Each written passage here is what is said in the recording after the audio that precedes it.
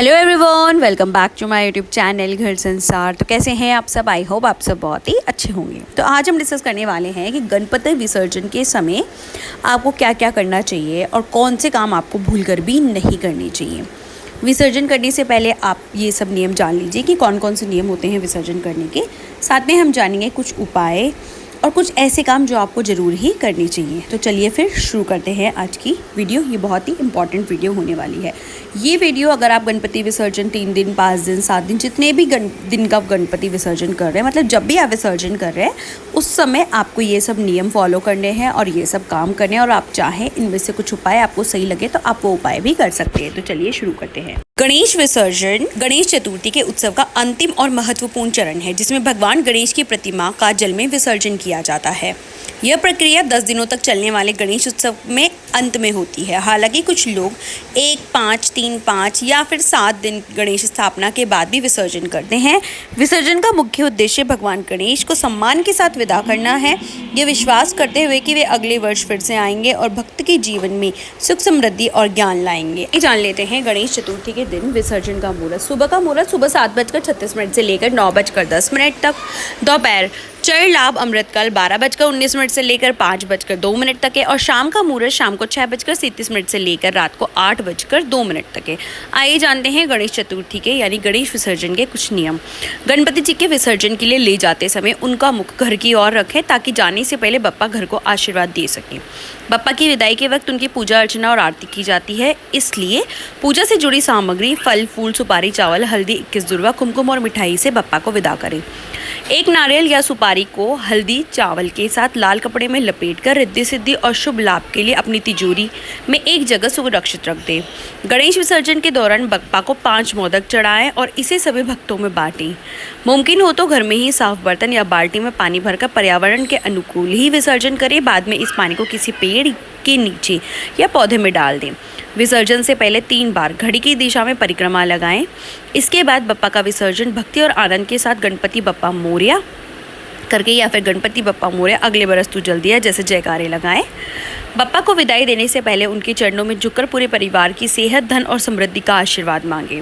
गणपति विसर्जन के लिए आप 1.5 दिन 3 दिन 5 दिन 7 दिन या 10वें दिन कर सकते हैं। ज़्यादातर लोग 10वें दिन यानी अनंत चतुर्दशी के मौके पर ही करते हैं। बप्पा से जाने अनजाने में हुई गलती के लिए माफी मांगे। विसर्जन से पहले प्रभु की आरती करनी चाहिए और प्रिय चीजों का भोग लगाना चाहिए। गणपति बप्पा को शुभ मुहूर्त में ही विदा करना चाहिए। पूजा के दौरान अर्पित की गई चीजें को प्रभु के संग ही विसर्जित कर देनी चाहिए और भगवान गणेश से अगले वर्ष आने की कामना करें।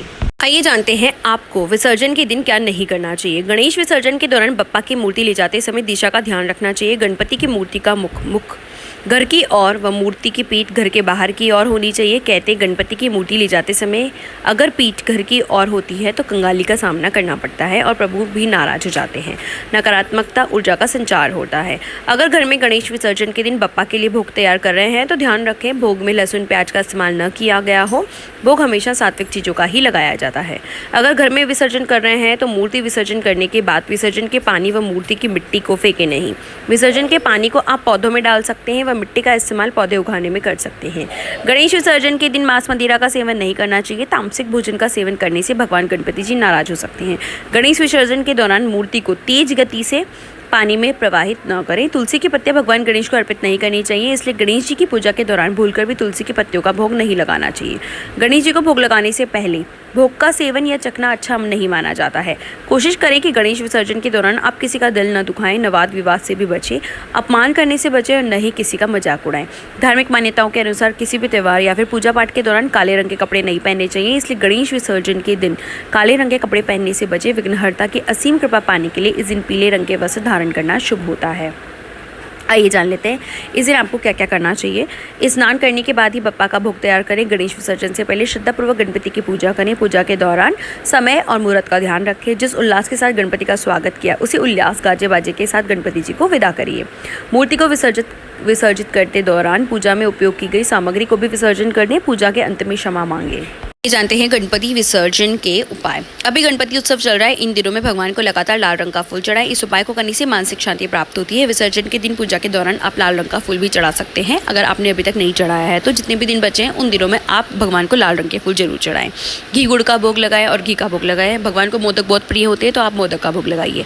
बप्पा की विदाई करने से पहले एक साथ 4 नारियल बांध लें और उसकी माला बनाकर भगवान को अर्पित कर दें। इस उपाय को करने से सारे बिगड़े कार्य बनने लगते हैं। समस्याओं के समाधान के लिए गणेश उत्सव के दौरान या विसर्जन के दिन हाथी को हरा चारा खिलाएं। गणपति विसर्जन के दिन कच्चे रेशमी धागे में 7 गांठें बांध लें। इसके बाद जय गणेश काटो कलेश मंत्र का जप करें। इस धागे को अपने पास रखें। जब भी किसी कार्य के लिए जाएं तो इसे अपने साथ लेकर जाएं। इससे सफलता मिलेगी। गणेश स्थापना के दौरान स्थापित कलश के पानी को पूरे घर में छिड़के और शेष जल नीम, पीपल या बरगद के पेड़ की जड़ में डाल दें। जल को घर में लगे गमलों में भी डाल सकते हैं। चढ़ाए गए दुर्वा को गणेश जी के साथ विसर्जित कर दें। कुछ दुर्वा बचाकर घर की तिजोरी में रखें। इससे आर्थिक स्थिति बेहतर होती है।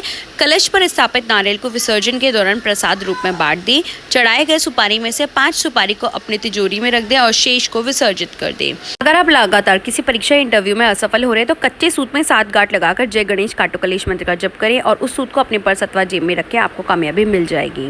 यदि आपकी कोई इच्छा है तो काफी समय से पूरी नहीं हो रही है तो आप गणेश विसर्जन से पहले विग्रहर्ता का जल से अभिषेक करें। उन्हें मोदक का भोग लगाकर अपनी इच्छा उन्हें बताएं।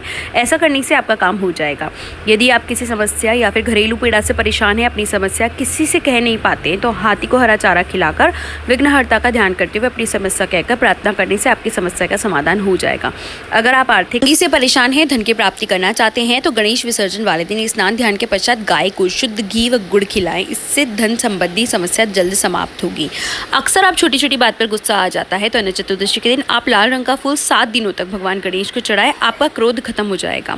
अक्सर कुछ बच्चे बचपन में तुतलाकर बोलते हैं। यदि आप उसकी वाणी में तुतलाहट खत्म करना चाहते हैं तो केले की एक माला बनाकर भगवान गणेश को चढ़ाएं। ऐसा करने से वाणी दोष से मुक्ति मिलती है। अगर आपके घर में हर वक्त पारिवारिक कलह होती रहती है तो अनंत चतुर्दशी अथवा बुधवार के दिन गणेश जी की प्रतीकात्मक मूर्ति घर में के मंदिर में स्थापित करें और रोज उसकी पूजा करें। घर से विदा करने से पहले घर या ऑफिस के मुख्य द्वार पर गणेश जी की प्रतिमा अथवा फोटो स्थापित करें। ऐसा करने से सुख और समृद्धि बनी रहती है। इसके अलावा परिवार के सदस्यों के बीच मनमुटाव की समस्या को दूर करने के लिए गणेश विसर्जन के सच्चे मन से गणपति बप्पा की उपासना करें। इस दौरान गणपति को 5 लौंग 5 इलायची अर्पित करें। इस टोटके से जरिए ग्रह कलेश की समस्या दूर होती है और रिश्तों में मजबूती आती है। अगर आप अपनी मनोकामनाएं पूरी करना चाहते हैं तो गणेश विसर्जन के दिन किया गया उपाय बहुत फलदायी साबित होता है। स्नान करने के बाद गुड़ की छोटी छोटी 21 गोलियां बनाएं। उन्हें भगवान गणेश को अर्पित करें। इस दौरान अपनी मुरादें प्रभु से कहें। मान्यता ऐसा करने से गणपति जल्द ही सभी मनोकामनाएं पूरी करते हैं। आप ये उपाय कर सकते हैं। विदाई से पहले गणपति जी को बेसन के 4 लड्डू, अनार और 1 मीठे पान का बीड़ा चढ़ाएं। एक कागज पर गणपति जी को धन पाने का अपना वरदान लिखकर चढ़ाएं। अच्छी सेहत के लिए गणपति जी को 6 केले, शहद की शीशी और 4 बादाम चढ़ाएं। विदाई से पहले अच्छी सेहत के लिए प्रार्थना करें। अच्छे नौकरी और व्यापार के लिए गणेश जी को 21 लौंग और 21 छोटी इलायची की माला पीले धागे से बनाकर चढ़ाएं। 4 बूंद के लड्डू का भोग लगाएं और 1 नारियल चढ़ाएं। हाथ जोड़कर प्रार्थना करें कि पूरे साल नहीं नौकरी या व्यापार चलता रहे। अगर शादी के लिए कोई उपाय करना चाहते हैं तो 1 गेंदे के फूलों की माला, लाल सिंदूर, 4 खोए के लड्डू और दुर्वा घास गणेश जी को चढ़ाएं और जल्द विवाह होने की प्रार्थना करें। अगर आपको वीडियो और जानकारी अच्छी लगी हो तो वीडियो को लाइक कीजिए और ऐसी ही और वीडियोस देखने के लिए मेरे चैनल को सब्सक्राइब कीजिए। Thank you for watching. जय श्री गणेश।